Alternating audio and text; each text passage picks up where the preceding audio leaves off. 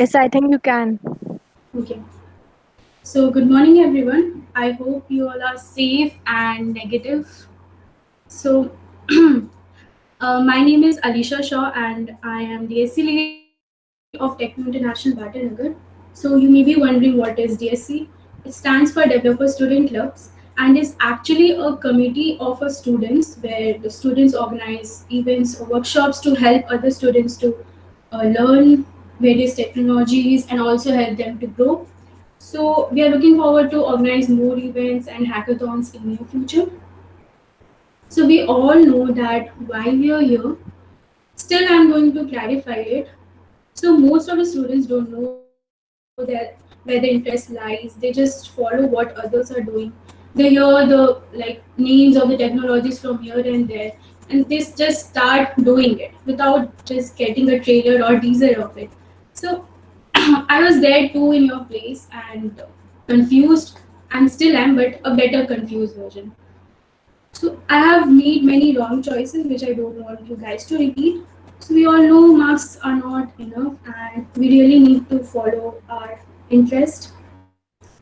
So don't be a rose without a jack. That means if you're drowning in water, you start grabbing whatever you find, like a wooden slab or maybe a floating toy. You just start think that it might support you, but it doesn't help like that. You have to get to know where your interest lies and what you have to do. So, so we are going to start with basic introduction to the most of the topics. If you haven't had breakfast, I hope you had. Please do it while listening to us. So I have my co-speaker Shagnik Mitra with me. He's a Microsoft Learn Student Ambassador, and he's a really good friend of mine as well. And thank you for being here, Shagnik. Yeah, thank you so much, Alicia, and hello everyone here. Okay, so the flow goes like this. I will start, and after that, Shagnik will continue, and then we will conclude the session. So, just a minute.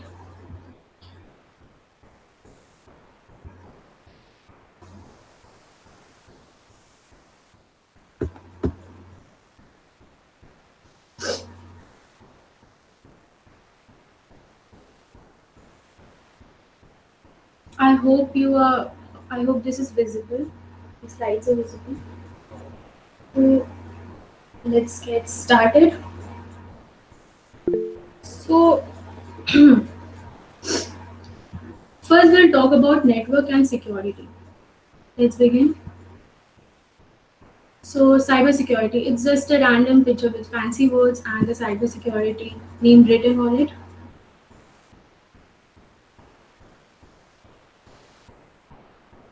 Okay, just a second.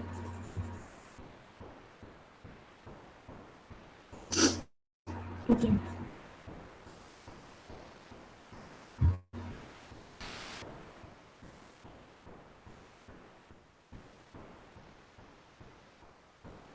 Okay, what is cybersecurity? The actually the field is becoming more important due to increased reliance on the computer systems like internet, wireless network standards such as Bluetooth or Wi-Fi due to growth of the smart devices, which includes smartphones, televisions, and various devices.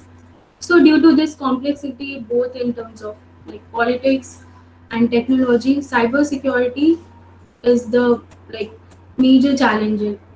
Is the also one of the major challenges, and we have been hearing news on like many hackers have like got the credentials of the system of many organizations, or maybe they hacked into like important data. So we have been hearing all this cyber crime, cyber attacks. So what is cybersecurity? It is basically practice of defending computers, servers, mobile devices, electronic devices, systems, data from malicious attacks.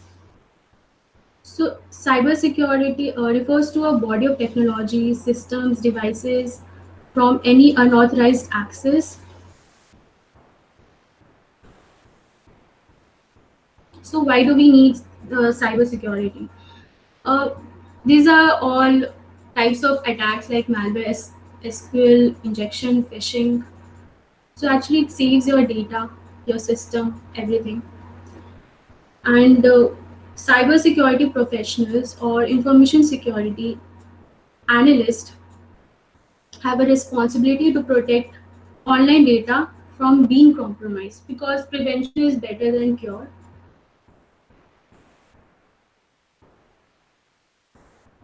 So these are the types of softwares which can help you to like protect your data and system, namely antivirus, anti-spyware programs, firewall that block unauthorized access to the network, VPNs. So there are different roles in cybersecurity. There's security engineer, cryptographer, virus technician, penetration tester. So what does security engineer do? You would test the network for vulnerabilities, monitor for security breaches, and develop security plans and like policies. For cryptographer, as a cryptographer, you would analyze and develop encryption algorithms. uh, the goal of encryption algorithm is actually to secure data, and even if hacker steals the data, they wouldn't be able to read it due to encryption lock. Encryption means that you have some maybe a data, you encrypt it, that is convert into a like code, maybe a hash code. It is just a combination of numbers and alphabets, which is very hard to decrypt it. So it uh, it is very hard for hacker to hack it. And virus technician. So for who is the virus technician? So if you are virus technician, you would stay up to date on the latest viruses found in the world. So your job would also be help develop software that would fight or defend against these new viruses, or maybe develop softwares of the viruses like make antivirus, not like a doctor, maybe a technician.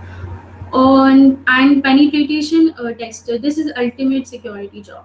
If you associate cybersecurity with hacking, so you get the idea. Hope you get the trailer and teaser about cybersecurity and the rules. So you can get lots of courses, and we are looking forward to organize events. We will jump into the core subjects course workshops with taking one topic at a time. So ethical hacking. So you may be wondering, I was talking about hacking is very bad. They just steals your data, hacks into your account without your permission. So why I'm talking about ethical hacking? Because the name itself suggests ethics. So there's a many misconception that hackers are always bad. No, there may be a good hackers. Uh, what do you like? What you need to cut a diamond? A diamond, right? So you need a hacker against a hacker. You need someone to think like a hacker. So basically, there are three types of hackers. Sorry, there is a black hat hacker, gray hat hacker, and white hat hacker. So let's talk about first. Let's talk about ethical hacking. Okay, in the dawn of international conflicts like terrorist organizations, they have been funding cyber crimes, and they are actually compromising national security. They are denying access, and there's a saying that whichever country has um, data is the most powerful country. So data is money nowadays. So if we talk about the three different types of hackers, the first one, let's talk about the first one, the black hat hacker. So this hacker is very bad. What he does that he gets into the system, he hacks the system of some organization without permission, and he breaches the system, steals the credentials, and in return like blackmail that organization that you have to give me like bitcoins or the money in exchange of your credentials or your data. So he does that. What the white hat hacker does is that the organizations actually hire them and ask them to like check all the vulnerabilities that my system is lacking, see all the loopholes and check all the like vulnerabilities and everything, and just report it to me. If it is that, so then please fix it. So he does that, and he does it before the organization falls into victim. So it actually prevents the system from hacking. So let's talk about the gray hat hacker. So he is a mixture of black and white. What he does that he actually goes into the system or hacks the system of the organization without permission, but he actually reports it to the organization and tells that, yeah, I have found this all this loopholes, all the vulnerabilities in your system, and this is all which you're lacking. So the organization like ask him like, where does it lack? So he says that, yeah, I will tell you, but in exchange of the money. So actually he is not blackmailing, but he actually reports them and do, I don't know, he's a mixture of that.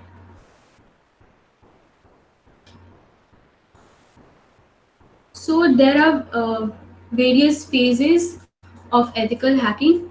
There are actually 6 phases. First is reconnaissance, is the phase where the attacker gathers information about a target using active or passive means. The tools are used are Google Docs or HPing.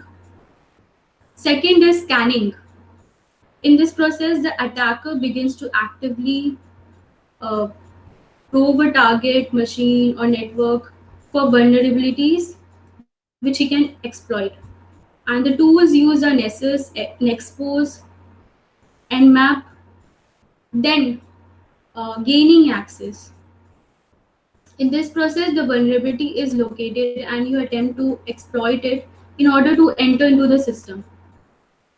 And the tool is Metasploit, maintaining access.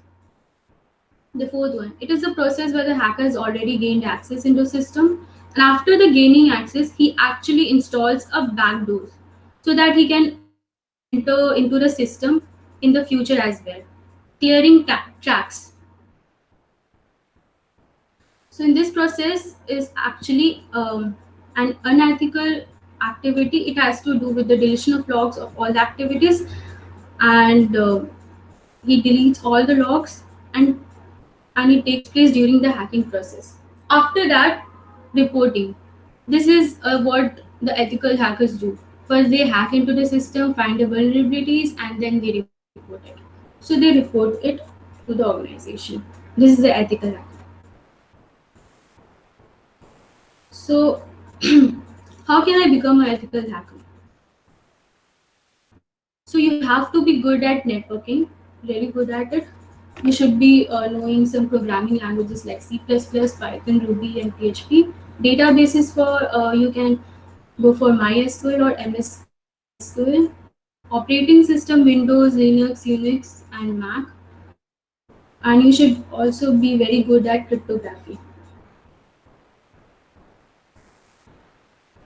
So these are the few courses you can offer. These are all the certified courses you can do.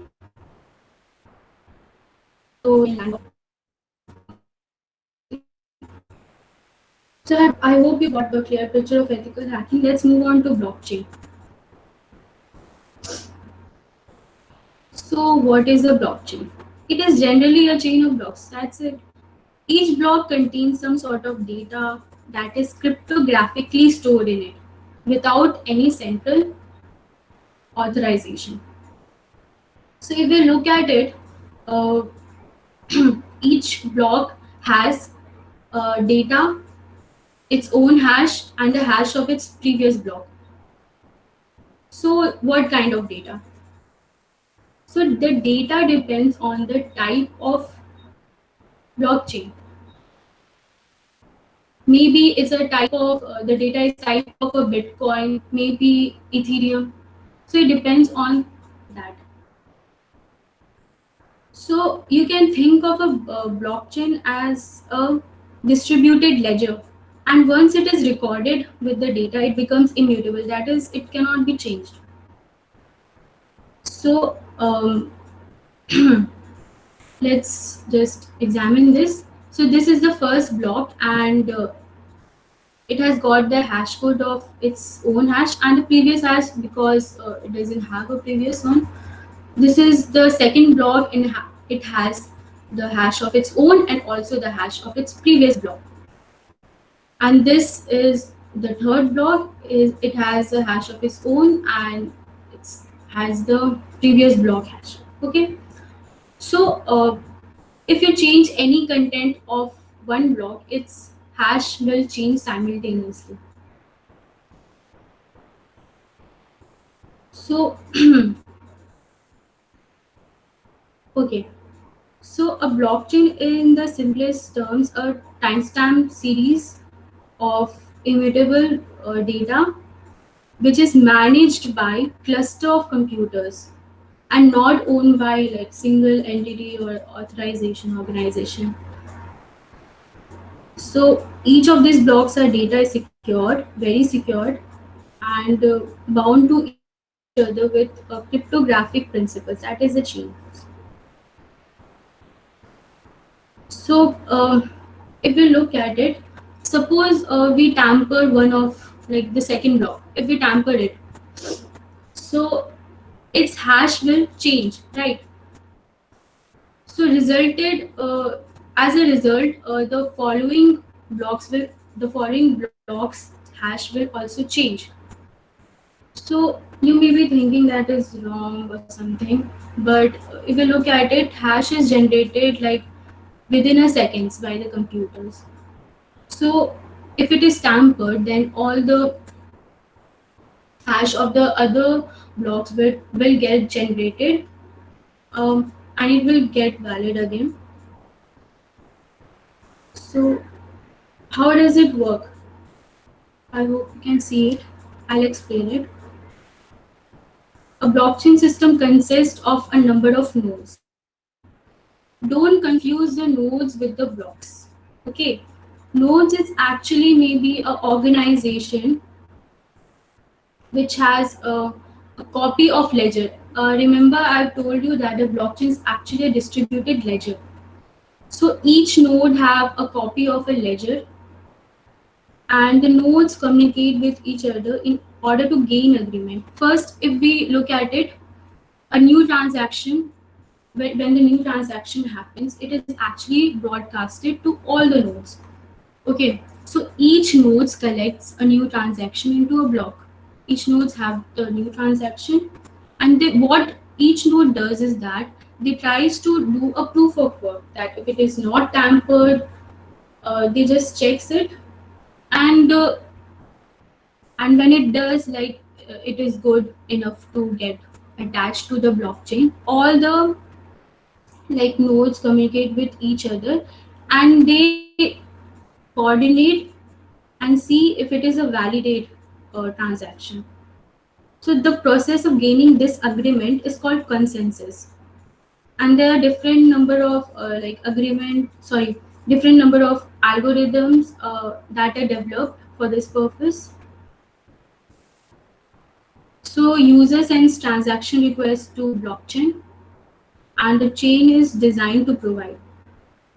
Once the transaction is completed and it is validated by all the nodes with an agreement, so it gets attached to the blockchain. So nodes express the acceptance of the block by working on creating the next block in the chain using the hash of the accepted block on the previous hash. So they accept it. So if you want to tamper it, you have to like tamper all the nodes chain, then you have to do a lot of work. So it is like impossible to hack it because it doesn't have a single authority. The network, the nodes, they all like the network of computers, they all are communicating with each other, and they actually are doesn't care about any other. They have their own algorithm and they just validate among themselves. So what's the hype about it? What's the hype all about Bitcoin and blockchain? So suppose you are booking a movie ticket. So there is a transaction fee that is deducted from it because they are providing a service. The bank is providing that service to make a transaction, or you are like going to the bank and just making a draft, or maybe saving, opening account, like that. If you are booking railway tickets, there are also like transaction fees deducted.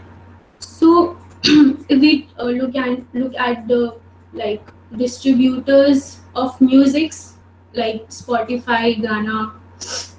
So blockchain may make selling record music profitable by cutting all the distributors like Apple's or the Spotify, and you can directly make a transaction to artist.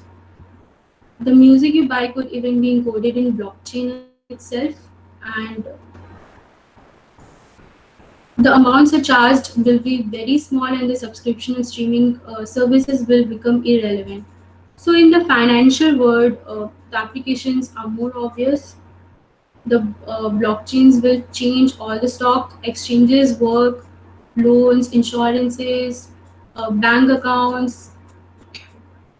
It will eliminate everything.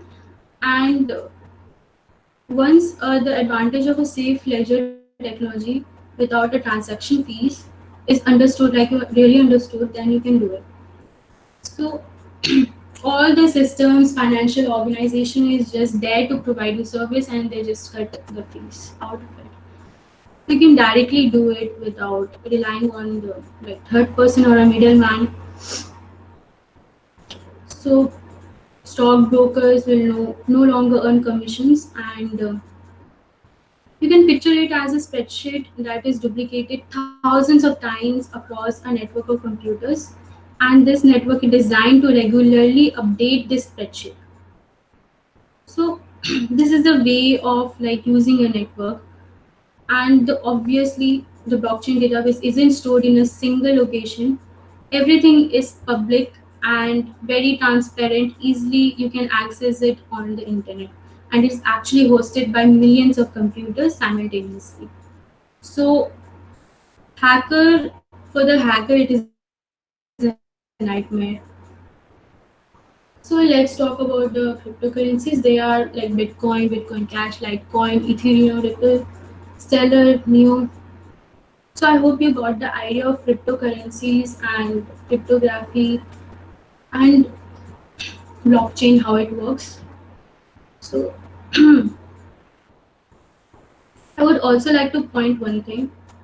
So in 2009, Satoshi Nakamoto introduced Bitcoin, and he described as peer-to-peer electronic cash system. So he was the one who introduced it, and he's a billionaire. So let's talk about app development. Uh, you may be knowing what is mobile app development. Let's go to the basic idea. See, you all know why is it so important, because everything is now revolving around smartphones.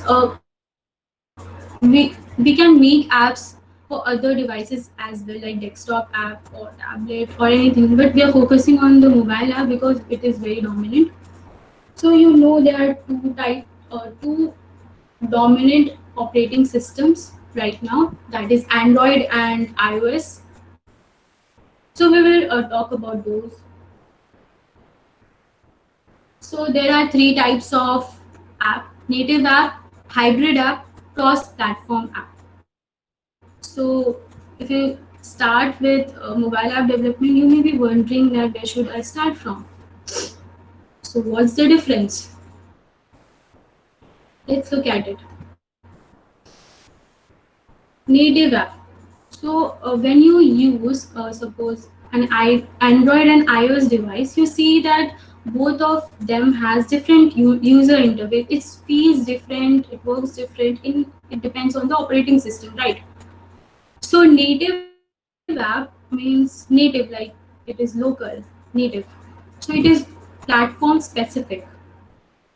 It just depends on the platform. So if you want to suppose make an app, then you have to hire a Android developer or maybe a iOS developer.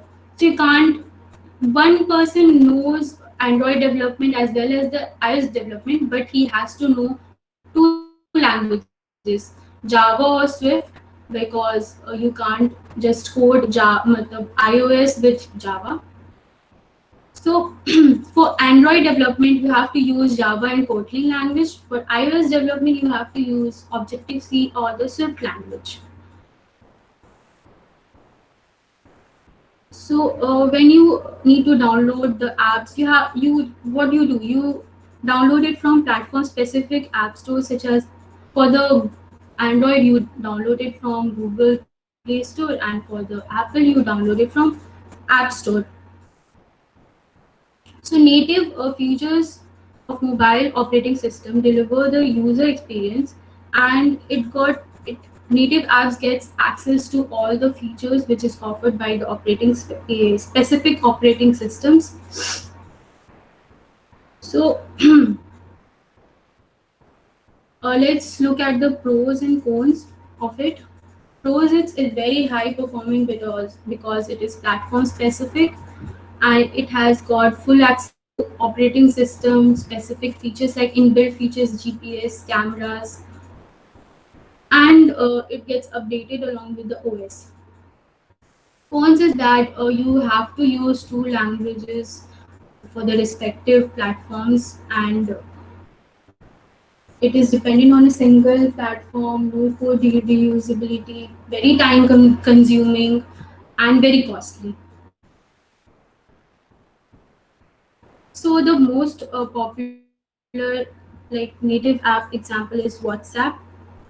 It has different user interfaces for iOS and Android users. So let's talk about hybrid app. Hybrid apps are actually uh, web apps, which is in the native. It is actually a wrap in the wrap of native. Suppose Eclair's chocolate. The chocolate inside is the web app, and the wrapper is the native app. So if you are already a web developer, you know JavaScript, CSS, HTML5, that it would be easier for you to build a hybrid app. And the best part is that it supports multiple platforms. You don't have to code twice for specific platforms. It can support all the platforms, and you can code in HTML, CSS, or JavaScript. And there are like frameworks, few framework like Apache Cordova or Inex Capacitor, React Native. React Native is new. First, it was React was introduced by Facebook, and React Native is nowadays. So, okay, you can also upload them like this apps. You can upload it to app stores and also install them as a native Android or iOS application. So it is actually a hybrid app, but it will feel like native app. Okay, so you can use and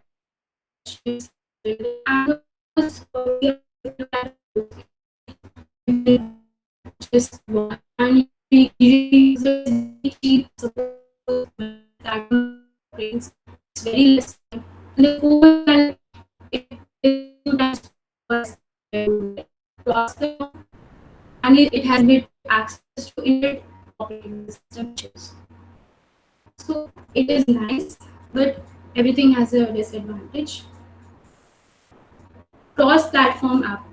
So many developers use hybrid app and cross-platform app words interchangeably. They are same but somewhat different. They support cross-platform app like support multiple platform and it doesn't depend on the platforms, right? So hybrid apps uses like HTML5, CSS, JavaScript, web, like basically web technologies. So cross-platform apps does, but it actually also involves non-web technologies like frameworks like Xamarin or Flutter.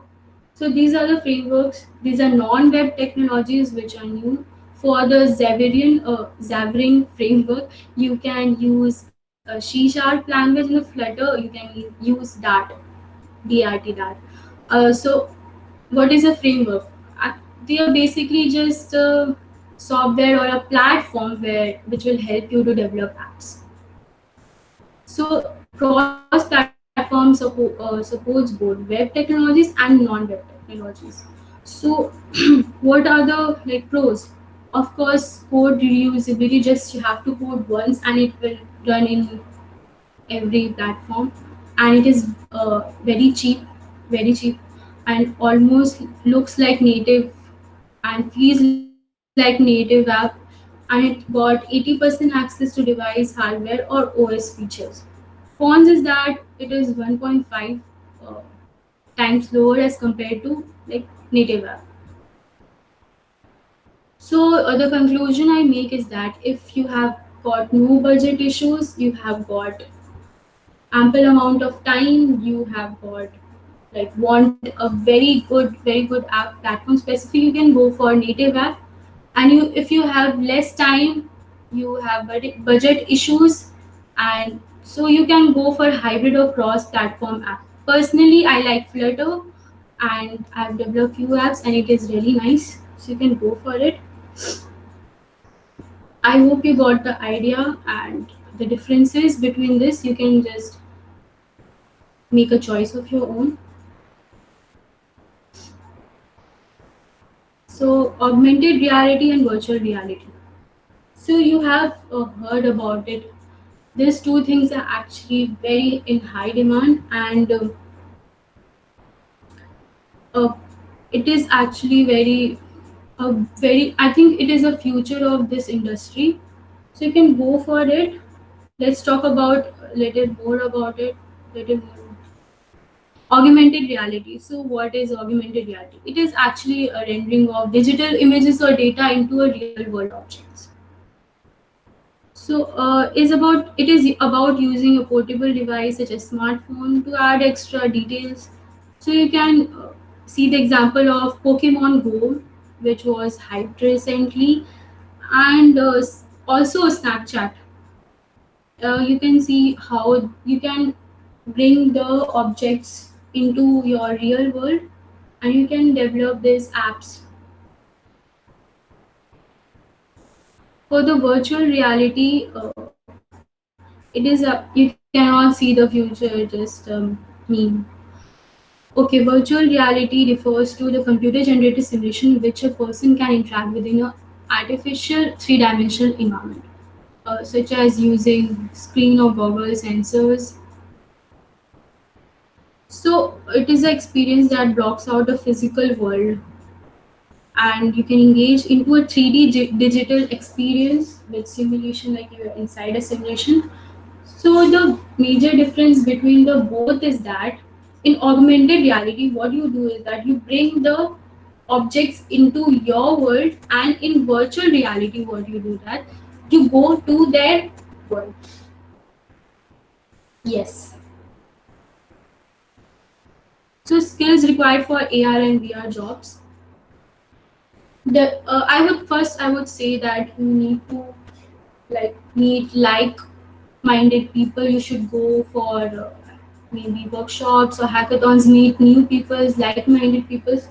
When I was in like first year, second year, I didn't even know about it. When I went to workshops, hackathons, I got to know about it, and I like met really good people. So you should move and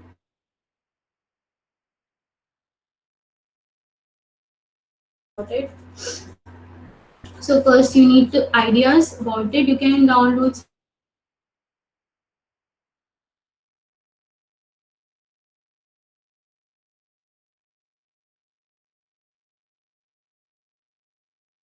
like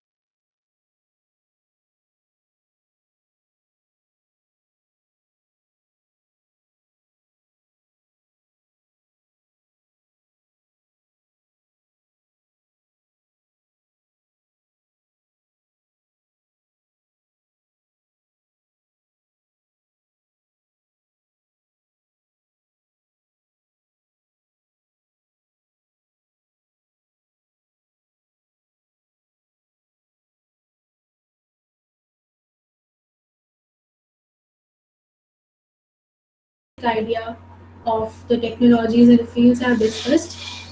I would ask Shagnik to continue from here and then I will conclude the session. Thank you. Thank you, Alisha. So first of all, thanks to Developer Student Club Techno International Bhatnagar for inviting me, and very good morning, I will say. Good morning to all the participants who are here. So I will start from the web development part. So let me just present my screen. Yeah. Alisha, is visible? Yeah, it's visible. Good afternoon, Rahul. Yeah. So I'm starting from now. Yeah. So my first point is development. So Alisha already said about Android app development. So I will start from web development. So web development, the concept of web development is too much strong. And one thing I want to say, I see web development just like civil engineering, because see the term website. What is web? Web is the internet, and site is a place you are visiting to, right? So a website is you are visiting a place on the internet. That is website. So what is website development? Website development is building the website. Website development is understanding the part and building the website. So let me show you something very interesting. How a website, you can inspect a website. You know, there are people who go for site inspection. So let's say I'm going to Flipkart. So here, say this is a nice laptop from HP, and so you want that 63,990. So everything is coded here. So if everything is coded, you can change everything here. So let's say I gone to inspect elements, and if under inspect element I change the amount, it will change. See, I change it to Shagnik, and it changed to Shagnik. So why this happened? So does it change in the Flipkart server? No. So that's where the concept of client side and server side comes. Client can do anything. Client can inspect the website, inspect the site. Say you are going to visit a building. So when you are going to visit the building, you can touch the walls, you can suggest the civil engineer something. But if he doesn't do that, then it cannot be changed. So here I can change anything.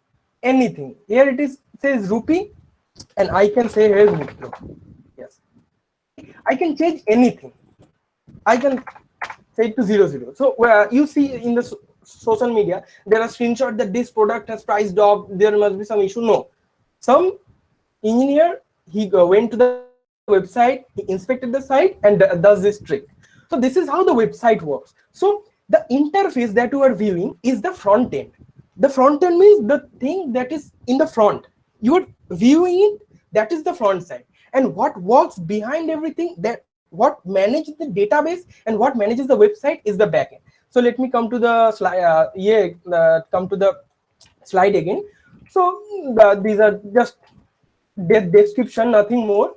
The website development is building and maintenance of the website, what I already told, and it is the work that happens behind the scene, that is the backend. Now it is written that the field of web development is generally broken into front end and backend. So what does a web developer do? So what I did was the client side, and what they did was the server side. So what client side scripting? The client side scripting is what the client will see. When the client will visit your website, what the client will see is the client side scripting. And what they did from their database, say Flipkart is adding another laptop to their website, say LinkedIn is adding another profile to their website. So that is called server side scripting. They are adding that user, and the interface that they're seeing is the client side scripting. I can see that if I can change the image URL, I can change the image, but once I refresh, it changes. And the third point is obviously database technology, because if you don't have the hosting, if you don't have the database, then the website cannot be managed. You can see the website, you can visit the website, but if you want to register some data, if you want to fetch some data, then the data must be somewhere. So that is the database. So first of all, I'm doing the cross section. So cross section, what is the part of developing? So there are mainly three types of developer: front-end developer, back-end developer, and full-stack developer. These are nothing, these are just bookish terms. Front-end developer means who deals with front-end, back-end developer deals with back-end, and full-stack developer deals with both. So what is front-end development? What I already told you, front-end development is the client-side scripting. It is converting the data to a graphical interface. Say you are coding in HTML, you are designing in CSS, and you are animating in JavaScript. So these are the languages we mainly use, and there are also you have heard many times Bootstrap. What is Bootstrap? Bootstrap is nothing but maintaining the website and making it responsive. What is responsive? This is called responsive. This laptop, whichever format it goes, tab, mobile, website, laptop, whatever, it stays in the correct orientation. So that is called responsiveness, and that is what Bootstrap is.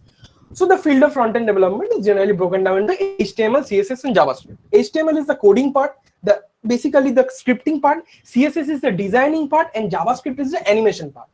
So what does a front-end developer do? A front-end developer basically architects and develops the website front-end with HTML, CSS, DOM, and JavaScript. So HTML is what I already told, that defines the structure of the web, defines the structure, the script of the web.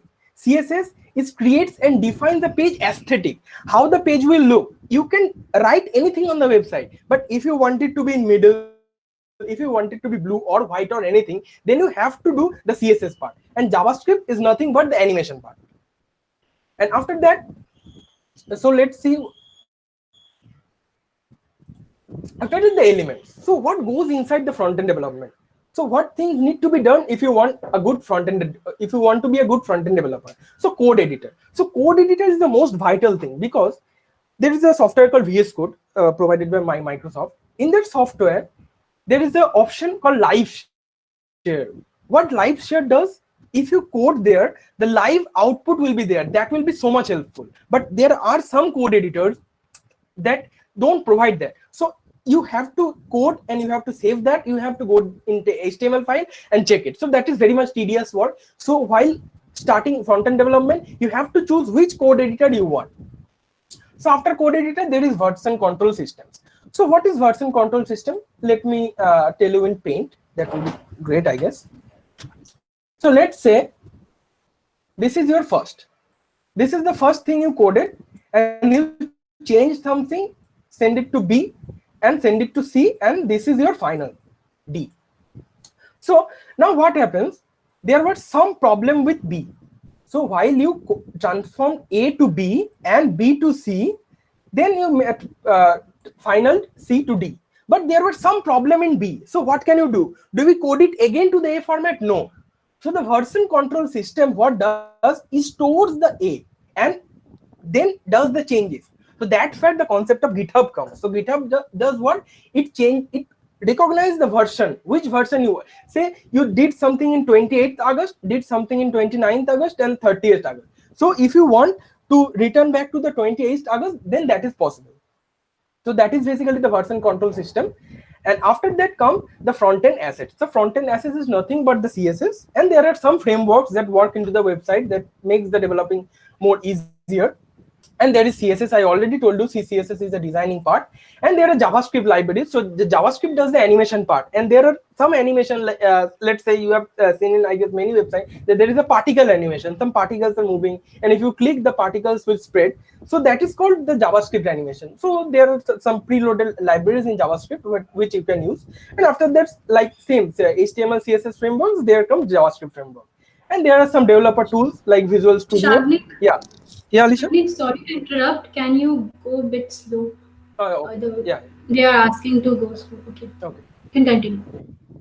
So there are the developer tools you can use. So let's say Microsoft is providing Visual Studio, and Google is providing, and some more websites are providing some tools that you can use online or offline to make the things bit easier. So that is the developer tools. And online coding environment, there are websites like CodePen and many others, which you can code there online. You can code simultaneously HTML, CSS, and JavaScript and see the output. So after that comes backend development. So what is backend development? Backend development is basically the development from server side. So what is the server side? The server side is when the developer manages the data, when the developer uploads some data and manages the data, an application and a database and a server. So that is basically the backbone of the website. What we see is the front side, but there is always a back side that manages everything. So the quotation is the machinery that works behind the limelight. We don't see the backend part, but the backend is the backbone. If backend is not there, the front end means nothing. Of course, front end is important, but if backend is not there, then it means nothing. So what does the backend developer do? So backend developer basically focuses on the database, scripting, and the architecture of the website.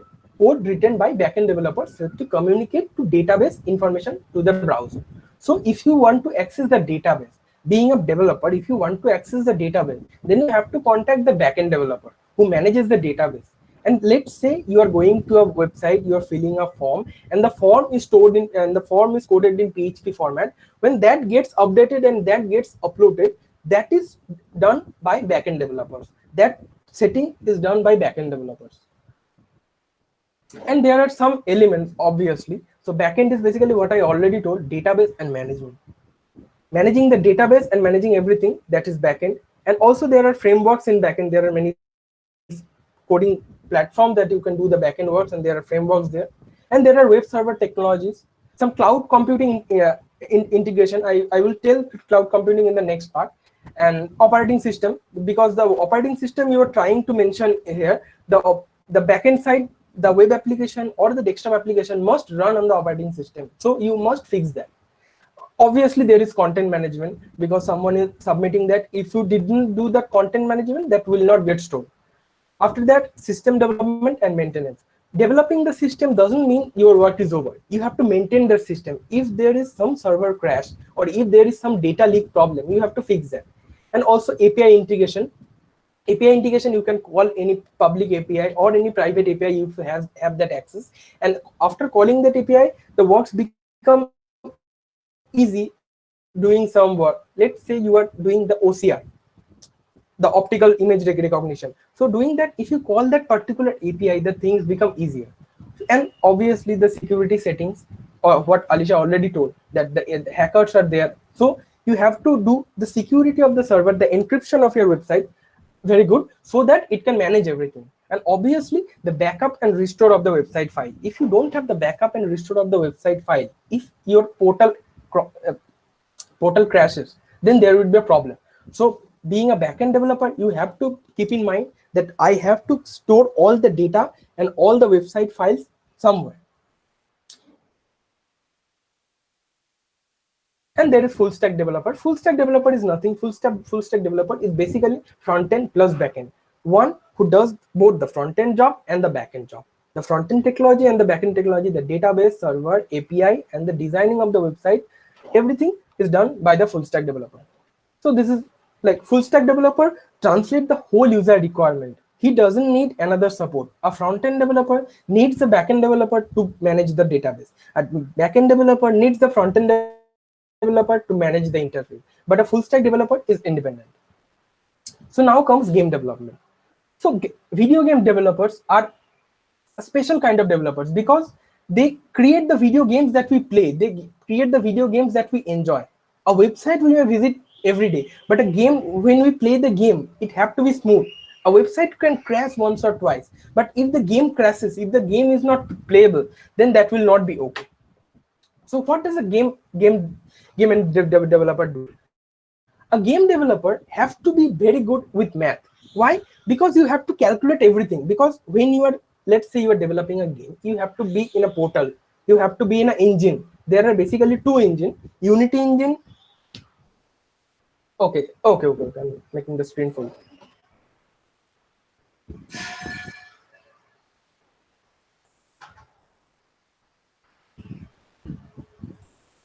One sec.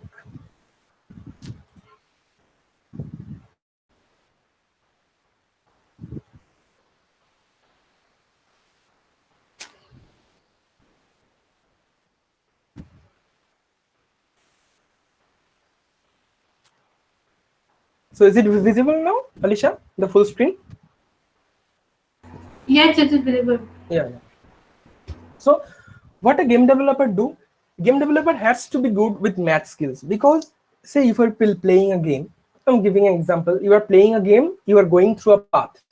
So you have to make the polar axis and all the axes perfect. So you have to good with math, and also you have to good with your programming skills. And when you are trying to do the video game development, you have to keep in mind that your video game can run on any server, can run on any OS.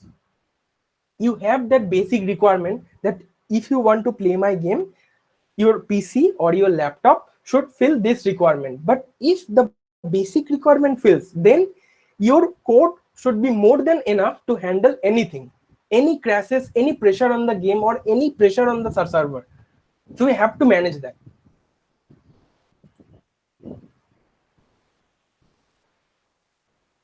So here are the elements. So what goes inside the game development? So you have to look at the design specification, and that is done by the video game designers. So you have to write write a readable code. If you are designing and someone else will manage that, you have to write a readable code, so such that the designer's concept can be totally converted into a playable game.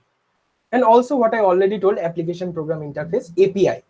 API is a set of pre-built commands. So you can call that, you can use that, that is already done before. You can do that, and you can share your game, and you can share that particular thing which is done by calling that API. So that makes things easier. So the programming the game's terrain, so that is obviously. And next, the programming artificial intelligence for non-player characters within the game. So if there are characters which is not controlled by you, but some AI is controlling them, then you have to program them beautifully, because according to your movement, their movement should also change.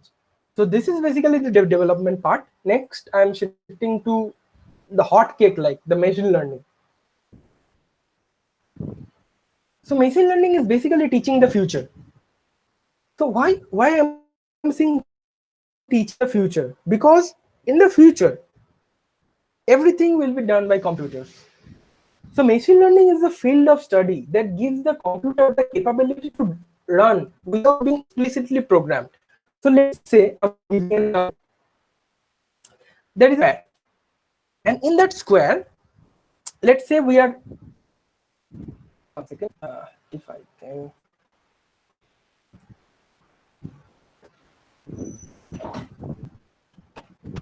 Yeah. So let's say this is a city. This square this rectangle is a city. Some of your friends, they are here. Some of your friends, they are here. And some of your friends, they are.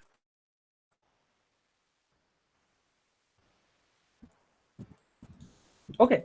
So let's say these are friends A friends, and these are B friends. So if you are going to this place, so obviously you are going to somewhat A friends. And if you are going to this place, you are somewhat going to B friends. But what if you are going to this place? That's where the concept of machine learning comes. The computer has to understand. So what can the computer do? The computer can draw a circle. The computer can draw a circle and see that in that nearest radius, what comes. So in that nearest radius, basically the red lines and the red points are there. So you can consider this as a B place. So that is the concept of basically machine learning. So that is, machine learning is not that easy, but I have just given like short example. So as I said, machine learning is basically teaching the future. So it is evident from the name that the computer will do the tasks like humans. So we will train them. So let's say in the example on the side, a strawberry is coming, and we are telling the computer the attributes of the strawberry. So what is a strawberry is, what length will be it, and after the computer learns that, what he does, he takes a strawberry, he sees the attributes and what he was previously supervised. So he says that, okay, so I'm predicting this as you taught me. So this should be 2 centimeter, this should be 5 centimeter, this should be 8 centimeter. So this is basically the concept of machine learning. And what it's inside the machine learning. So what things divides machine learning into different parts. So handling the machine's ability can also be approached in different ways. So first of all, supervised learning. So supervised learning is what? So you have to classify, and then you have to teach that machine that you have to do this. If you see A, you will conclude B. Then the machine learns that. And what is unsupervised learning? Unsupervised learning is machine has some pre-done data sets, and machine reads that and understand what should be done, and then does that. He clusters the data, he classifies the data and does that. And there is also reinforcement learning. Reinforcement learning basically taking real-time decisions.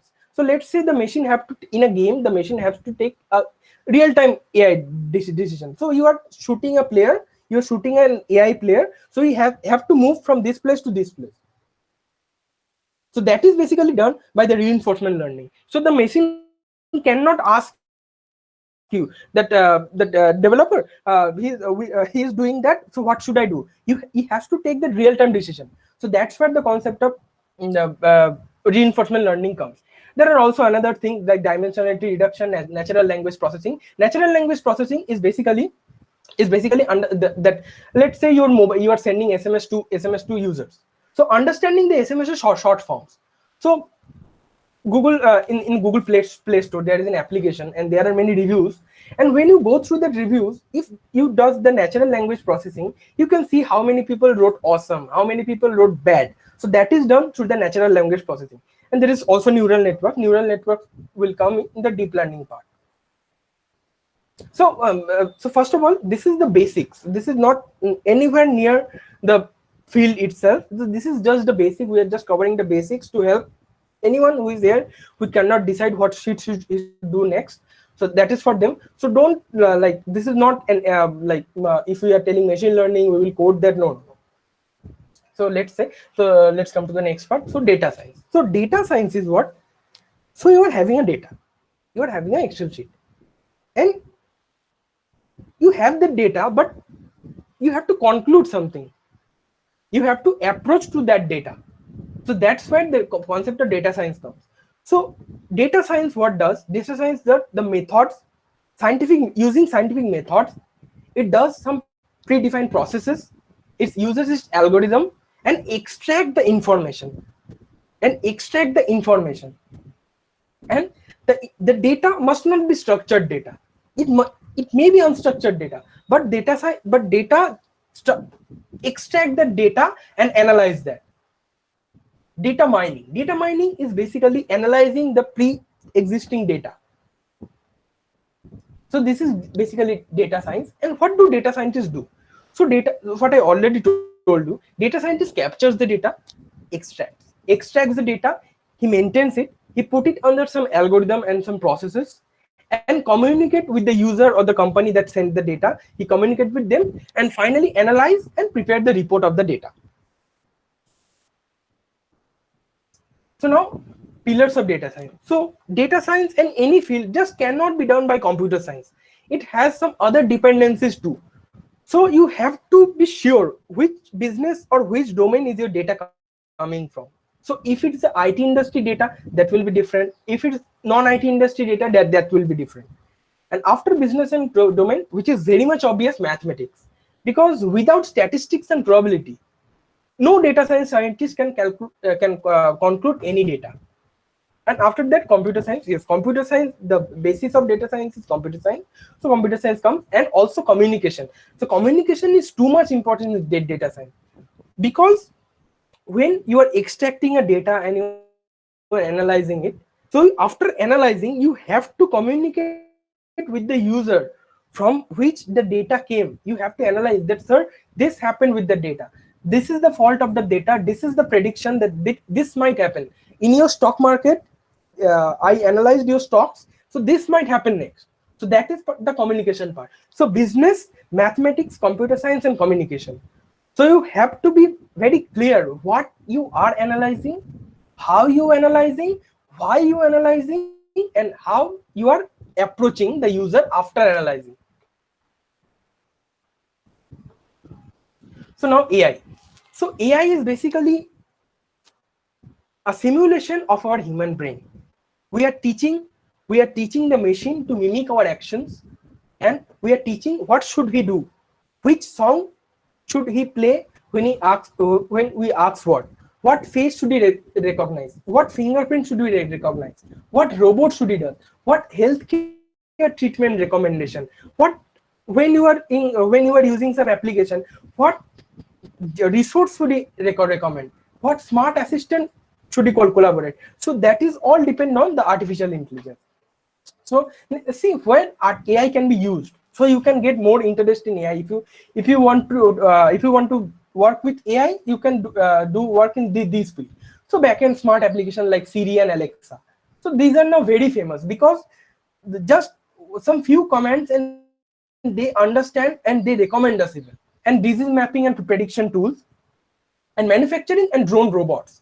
So the robots can understand your command, and the back end of it is the artificial intelligence and the healthcare treatment recommendation. So in the software, so in the website, you can see that whenever you are like submitting a survey or you are doing a registration for a treatment, and when he analyze your data, he suggests you that you should take this test, and after that the conversational bots for marketing services. So you are going to any marketing website, there are chat bots, there are such suggest bot that where should you invest. So that is for the conversational bots and the robo advisors. So what I already said, the stock trading. So in stock trading, there are some AI bots that analyze the real-time data and some previous data and sends you and say you, sir, you can invest in this, you can analyze this.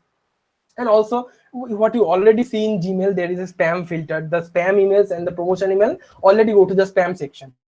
And also social media monitoring tools. What Mark Zuckerberg said in 2018, that Facebook is like now filling with false news. So he will embed the AI and manage it. So it is 50% done, as he said in the last Congress conference. And after that, song or TV recommendation. So this is our daily tasks. Like you are using Spotify, you are using Ghana, you are using JioSaavn. So you get recommendation. So let's say you are hearing two soulful Bengali songs or two soulful English or Hindi songs. So the next time they create a AI generated playlist for you. And also what Alisha already told you, the ethical hacking and the cyber security part. The security system, it is obvious, the face recognition and the fingerprint recognition and some forensics, cyber forensics. So that all depends on the security system that is done by the AI. And why AI is so special? So why the concept of AI is so groundbreaking? Because AI automates the repetitive learning and discovery to the data. So let's say you have to do something again and again and again. So, but if the AI learns, but if the machine learns that, okay, if this happens, I should do this for the next time. So that work into 100 becomes the only one work. You only train once, and after that, the AI does itself. So that's where the second part comes. The AI has its own intelligence. If you teach it, it can grow intelligence. And also AI adapts to progressive learning algorithms. So if you are teaching it progressive learning algorithms, if you are teaching it new algorithms and new aspects, so it learns in that way. It gets supervised in that way. And after that, AI analyzes more and deeper data.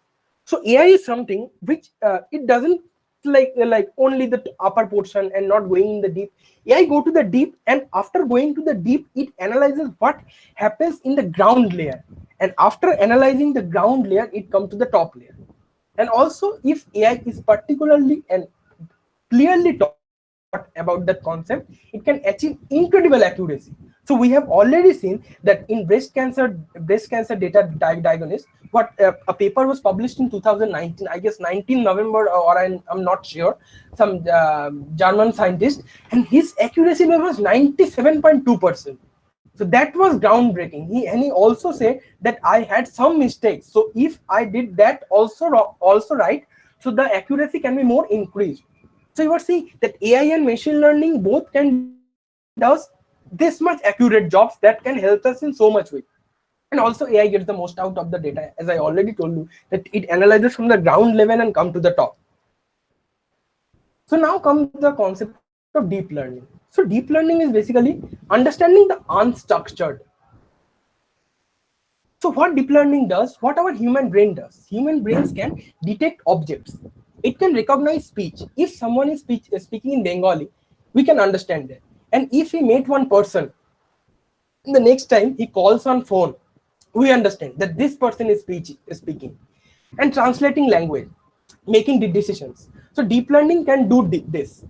So deep learning, what does, we give an input. So as you see in the car is giving an input, and it extracts the features, it extracts the attributes, and then classify and make a decision the next time the car comes. A red car and a blue car, or say, let's say a dog and a cat come. So it analyzes the attributes. It analyzes what attributes come, and when the next time, I guess the cats and dogs example is in the next. Yes.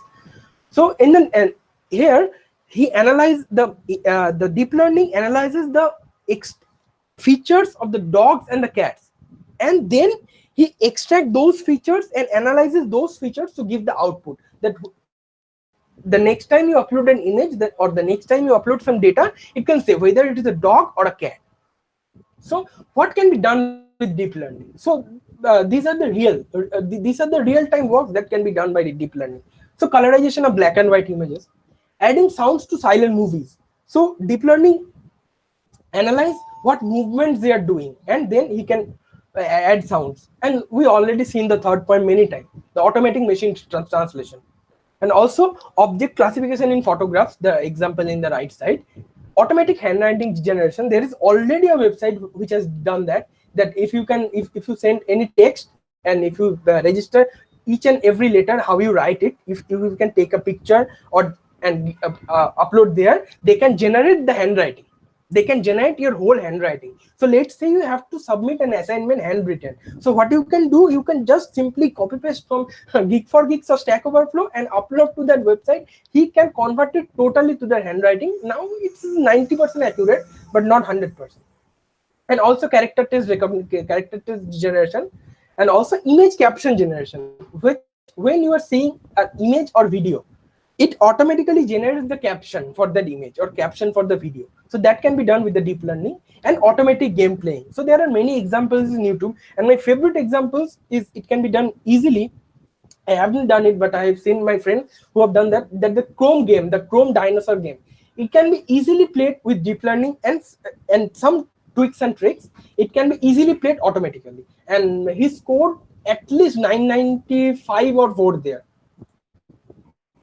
So now the obvious part that must come here, the robotics and automation, because already in Techno India University, Sophia came, and it amazed everyone. It has even human emotions. If someone said I love you, and he said I don't have that emotion, so he understands that he is saying I love you, and she understands that she don't have that emotion. So robotics and automation will cover the whole world someday. So basically, to be formal, automation is the process of using physical machines, computer software, and other technologies to perform tasks that are usually done by humans. So we are teaching them. After we teach them, what we do, we just command them and they does that. So that is basically automation. And robotics is basically simulating the automation through a robot.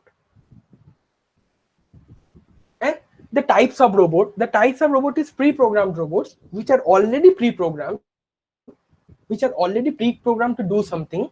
You cannot do more, you cannot train them. So next come the humanoid robots. So you can train them, you can teach them some different works, and they can do that for that. And also autonomous robots, that they work themselves. So they are in your house, and they are taught to do some things, and they can do it automatically. So that is the autonomous robots. And they are also teleoperated and augmenting robots. So teleoperated is you can control the robot from a different place, and it can do the work staying at your home. And also augmenting robots is basically generating a like image, or generating a basically replica of it in a place, and he can does that job after seeing that. So where can they be used? So I don't need that slide, because you already know the robots are used in so many ways. like helping fight forest fires, surgical assistance, like food order delivery. Everything can be done by robots now, and also drone.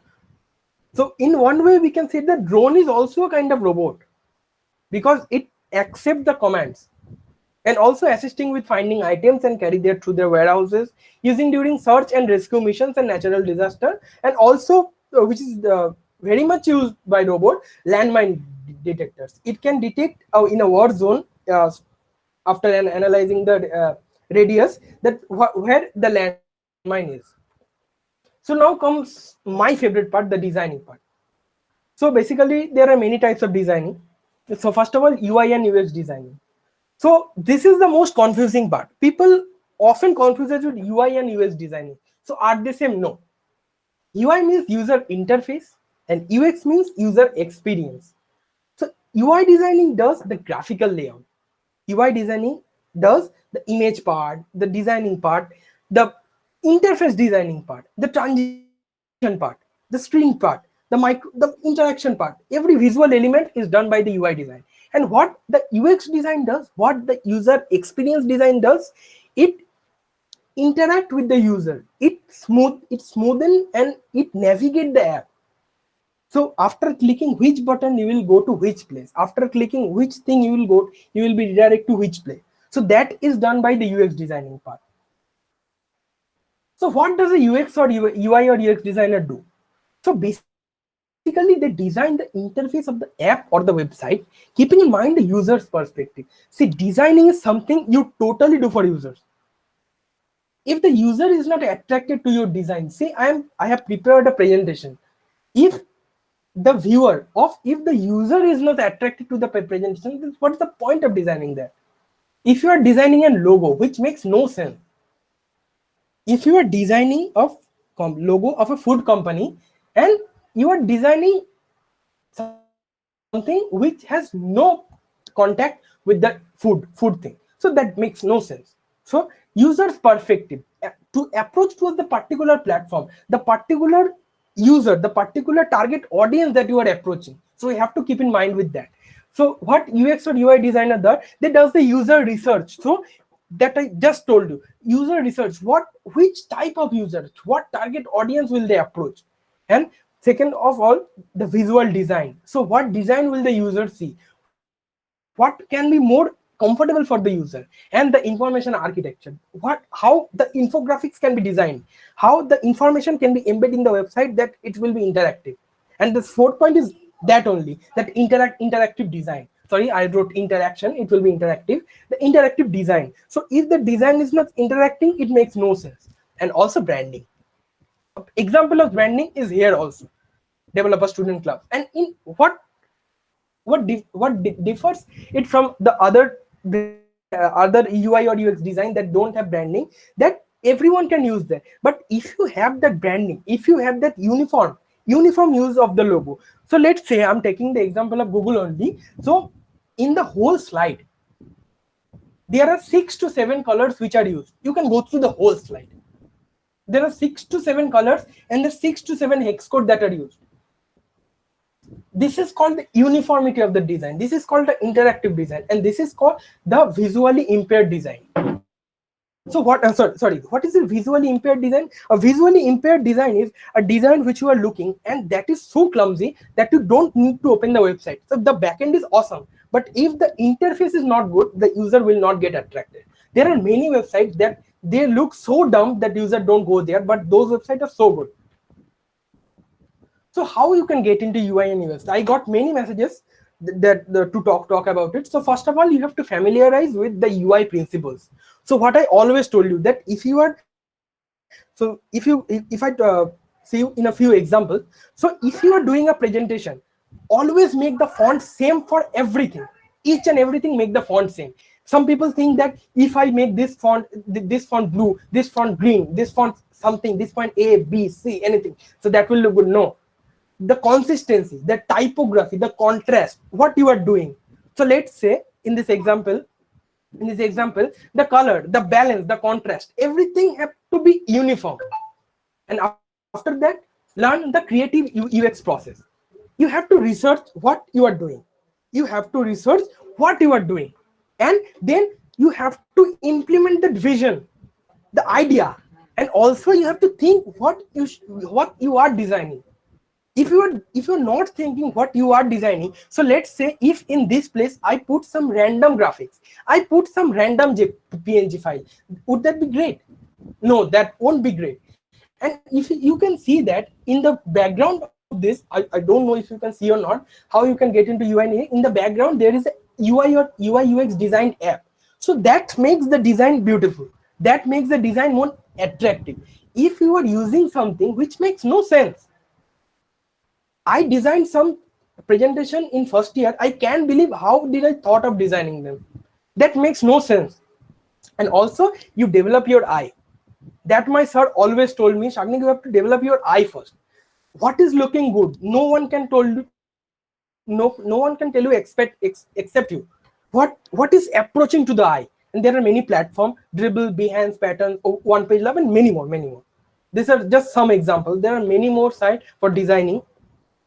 So they does awesome designing, the Dribbble and Behance part. In the Behance website, the awesome thing is world's most top designers are in Behance. And you have to read design articles every day. Why you should read design articles every day? If you want to be a good designer, you have to read what other designers are saying, because in the most design articles, the designer don't boast them, the designer says where he went wrong. So that how it at least me, I read Medium as Smashing magazine, but I don't read SitePoint. But I heard that it is very good, so I also included it. And also design fake or clone projects. So if you are thinking that why should I design a Twitter clone, a YouTube clone? No, if you are designing the Twitter or YouTube clone, if you are designing a big website or big platforms clone, then that will help you understanding the 1 to 4 all the parts. And also learn the latest web design tools. I am also learning them: Sketch, Figma, XD, Illustrator, InVision. I guess Figma and XD will be more than enough, but if you want to learn the others, you can learn them. And also mentor and get mentored. Send your design to other people and see what they are saying. And also mentor other people. You see, what you learn today, teach tomorrow. And so next, the computer animation part. So after watching the movies, everything, this is pretty clear that now in today's world, without graphics designing, without computer animation, no movies can be done. Like such beautiful scenes in Marvel movies, Marvel or DC movies, they are just made through the computer animation. So now the computer animations application. So I'm not getting in the details of the computer application. You already know that animation is generating a set of images, and a set of different perspective of images and different view of images, and combining them into a same thing and then making an animation. So you can see that you can see that there is a continuous shot in some mobiles. So what that continuous shot does, it takes, let's say, 20 pictures in a second or 30 pictures in a second, and you when play that image one by one, so that makes the animation. So animation is made by that only. So computer animation application can be in education, can be in demonstration, can be in marketing, cartoon. Everything is pretty obvious here. And these are the interface of the computer animation. And now VFX. So what should I say about VFX? Like after watching Avenger Endgame, so I'm not not going into the movie field, but after watching Avenger Endgame, I read a lot about VFX. So how beautifully the things are done. So that cannot be done in real time. In movies where shooting cannot be done in real life, that is done by VFX only. Amazing. The computer generated imagery, what is called the CGI. The CGI and VFX combination is so good that the games feel so real now. So I don't know you played Red Dead Redemption 2 or not, but the animations there, like in a scene, I'm just giving an example. This might be a little boring if you're not in gaming. So there is a scene where a person rides out from the horse and someone stabs him with a knife. And the blood, the animation of the blood, how the blood is flowing is exceptional. So that is all done by the VFX and the game and graphics designing. So now where VFX can be used, So VFX can be used in movies. So here are some examples. So how VFX are being used. So creating artificial character. What I already told you in AI part, that superheroes avatar. So which character you are not handling. So creating them is VFX and AI. And creating games also. Designing graphics for movies and games, and blending and masking, and adding After Effects to the video. And for the After Effects, Adobe After Effects is used. It is pretty much obvious. And the resources, the software you can use to learn VFX and motion graphics: Adobe After Effects, 3GX Max, Bojo. The Bojo application is one thing I can say, that if you are using Bojo, make sure that you have a great laptop. I installed the Bojo application, and my laptop was heated enough to fry an omelette. And there is Maxon Cinema 4D, Autodesk Maya, Mocha, Nuke, and Synthesize. So Synthesize is a new application. I don't know it. I just saw it today. So I just put it. I saw some reviews. And now coming to a different slide. This is the last part. So cloud computing. So now I think you all heard three terms: AWS, Google Cloud, and Microsoft Azure. So the cloud is like reigning the world now. So why cloud is so famous? Because cloud computing provide you the data, provide you the storage on demand. You hire the data for 1 month and you can access it. And especially data storage, the cloud storage. And you don't need that much computing power. The cloud provides, and without active management by the user. The user does not have to be directly managing it actively. The cloud manages it, and you have to pay for the turn when you are using it. So in the next slide, I'm not very good at like sketching, so I drew this on the pen and paper and took a screenshot. I don't know if it's visible or not. So basically, cloud computing, as you all like, this is pretty obvious. Like if you have to use the cloud, you have to build a virtual machine. So this structure is followed by Microsoft, and also some like I'm saying Microsoft because Microsoft provide us with the softwares, and we are like familiar with their software, not other softwares now. So there are the racks of servers. So let's say, what are these? So these are the racks of servers. So racks of servers is where the data is stored. So each server is a hypervisor. So what is the hypervisor? A supervisor who is supervising the project or supervising something. A hypervisor is, his hypervisor is seeing the hypervisor is managing the databases, and when something is needed, he also provides that and selects that. And from the racks of servers, there are some fabric controllers. So the fabric controllers connect to the network switch. So which network should they provide? The fabric controller relates the rack server and the network switch. So these things are basically not important. What important is basically what is the flow, in what flow the cloud activates. So the network switch goes to the orchestrator. What is the orchestra? Orchestra is basically someone is instructing and the other musicians are playing. So the instructor is managing the orchestra. The man who is managing the orchestra, he is basically managing everything. So that is basically orchestrator. Orchestrator managing everything that is happened is Azure, not Azure, basically cloud platform, using the user request and also application interface API. So the API is called and it goes to the portal. So in the portal, we can go to the portal only. So in the picture below right. So what happens? So you request for a virtual machine, or you request for a data, request for a server, and how you get the server. So the process is written here. So the user makes the request to create a virtual machine. It comes to the portal. The web API is called the orchestrator that manages everything.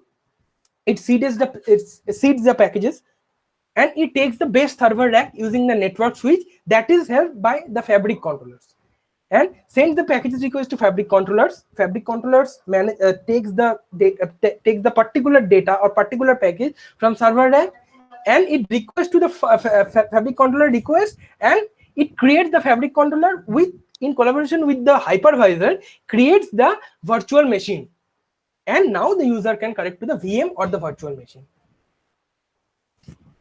So types of cloud computing: SaaS, software as a service; infrastructure as a service; platform as a service; and function as a service. One second. Sorry. Sorry. One second.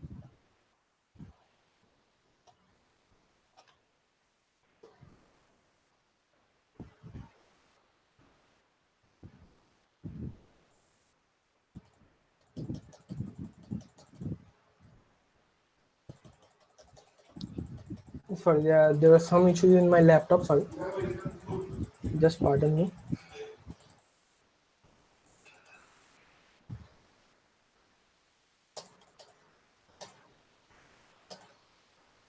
Yes, and then the types of the cloud. So the SAS is the SAS, IaaS, PaaS, and FaaS. So these are the basically what kind of service they are providing.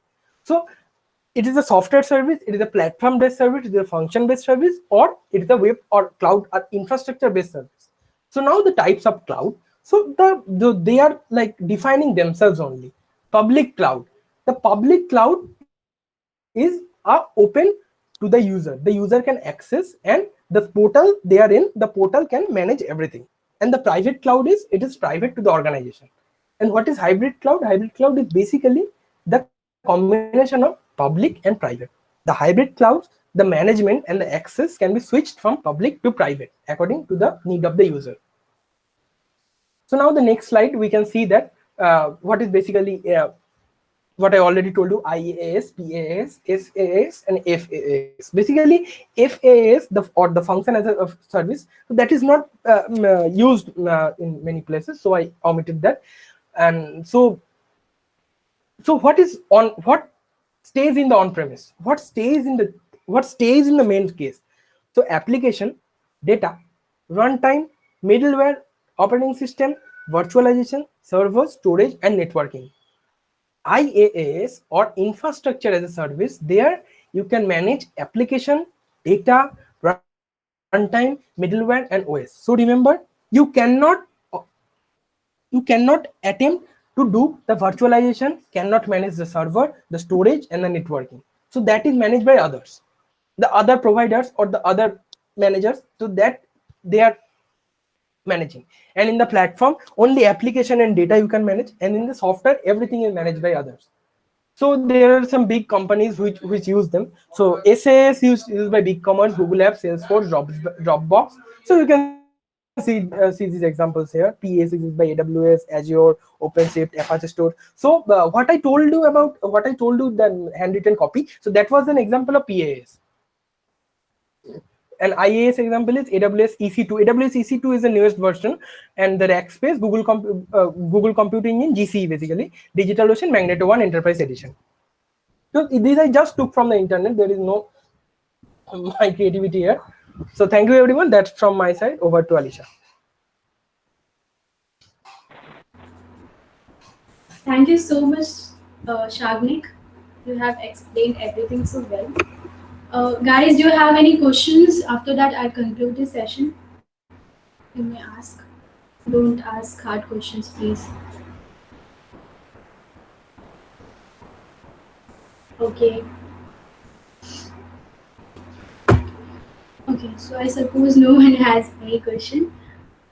Just to clear that, no one knows everything. Okay. If you hear someone saying that I know everything, I know everything, I know every technology, every field, that person is lying. That person is stupid. So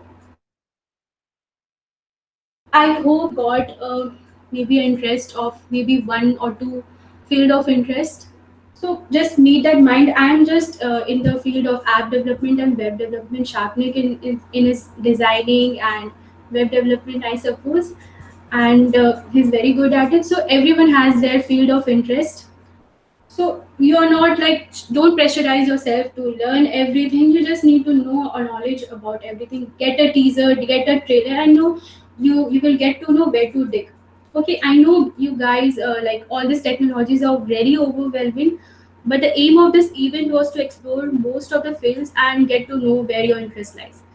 I'm sure that you have got one, maybe more than one. Okay, so start researching in your field of interest, start digging up, read papers and see tutorials, and start building mini projects. Okay, Don't overstep. Don't try to like look at the summit of the like mountain. Just look at the steps. Look at the like what are there any stones or there any pebbles. Just look at that. Follow the path, and you will reach the summit. And always take meaning steps. And when we start to code, we start from hello world, right? So just like that, you have to select one field or two maybe and start building mini projects. I would also like to point out some core concepts of computer science. Not the It is not the technology field, but the concepts you need to like study really. That is data structures and algorithms, networking, a database management system, operating system, and OOPS concept. You need to be very clear about it. Start coding, start practicing every day. Make a habit of practicing at least one, like some, every day. Make a schedule, uh, maybe give 2 hours for coding and rest of like hours for your projects. Reach out to people, ping in the groups like, hey, you are you interested in this field? I'm looking for someone who is interested. Then you can just join and collaborate with them and learn data structures and algorithms. I mean, sorry, learn, understand it very well, and try to do competitive programming. You can go for Lead Code, Hacker and Code, Code Chef, and Game Stars. Don't try to be like show off. Like, don't be show off. It's just a very bad thing to do. Just compare yourself with your older self. That's it. You don't have to compare yourself with others. You will open your LinkedIn, you will find yourself depressing and just like tucking your face into a pillow crying. I know I have been there, but just don't bother. You look at yourself, what you have been in the past 1 month, and what is your progress. That's it. That's the only thing that matters, and nothing else. So make a schedule 1 hour for coding maybe, and the other 2 to 3 hours for project. Build mini projects, make a portfolio, and go for bigger projects. So you have to do this simultaneously. And I have like maybe 2 rupees advice, you can say. So first of all, number one, get comfortable with failure and rejections. You got to be comfortable with rejections, failure. You will face it. Really, this is a universal truth. You have to face it. There is success, there is failure. If you want to like publish like 20, 10 apps or 20 apps, maybe one app will get successful. This is the truth. So never get disheartened. You have If you want to be successful, you just have to and clean up all the failures, learn all the failures, then only you will reach to that like success. Number two, make use of every opportunity you will get. Many opportunities, just go on the programs, scholarships, and apply.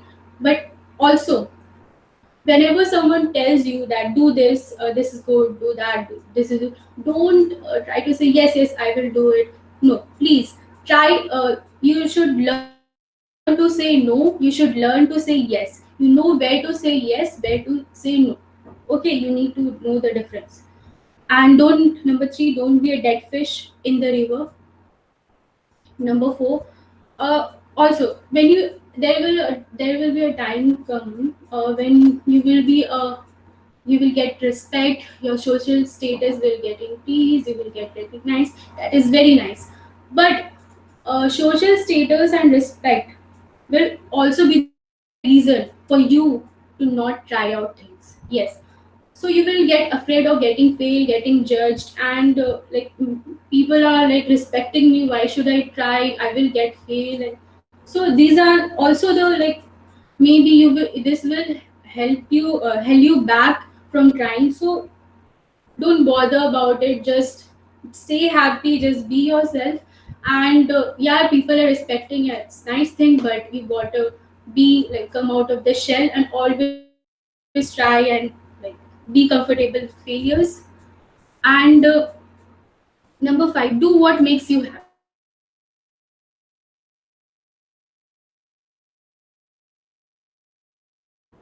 Okay. And number six, don't overthink.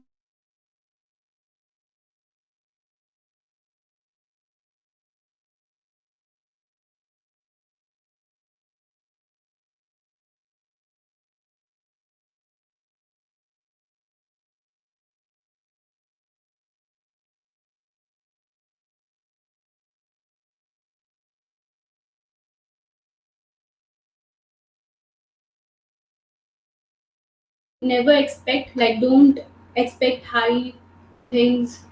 Just be in your like limits, be grounded, just do your work and have faith, that's it. So yeah, many have students have asked me, like, when I start to do something I just lose interest, or I become lazy.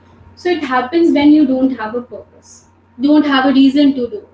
Why are you doing it? You should have a reason, should have a purpose. What's a life without a purpose? So maybe my purpose is to go to the North Pole and maybe like sleep on the ice, maybe snow. So I want to buy a telescope. I want to like want my mother to take my mother to Maldives. So this is these are my reasons. I want to earn. So yours should be some reason to do it.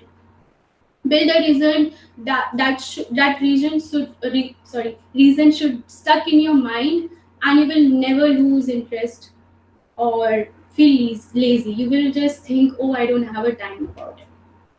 So yeah, you should have a reason, a purpose stuck in your mind.